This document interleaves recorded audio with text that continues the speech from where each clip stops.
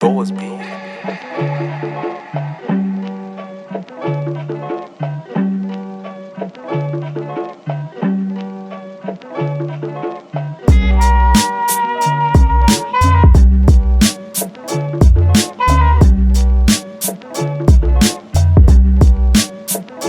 Pause B. jaajëf maa ngi bëggee gars yi nga xamante ni ñoo abonné ci chaîne bi maa ngi leen di siyaar di leen màggal di leen wax mbaa yéen a ngi dal jàmm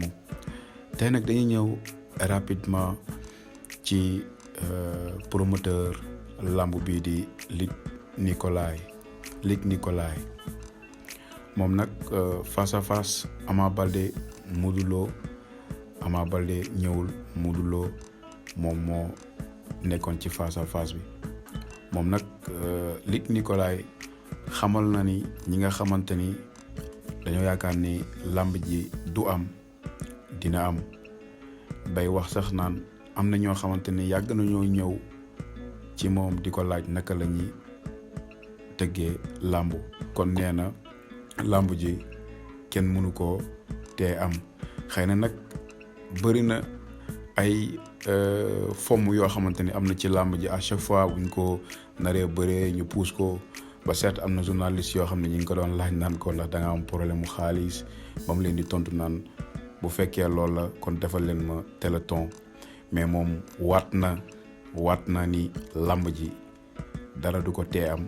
teyit nee na face to face bi dara du ko tee am ndax mbër bu nekk respecté na li mu wax ak yow bu fekkee ni tamit mbër yi kenn respecté wu ko bu làmb ji jeexee tamit kon it du leen jox li nga xamante ni loolu leneen war a jox Luc Nicolaï nag mu nekk koo xamante ni tëgg na fi làmb ju ne waaw bigal na Sénégalais yi ci grand combat yu nekk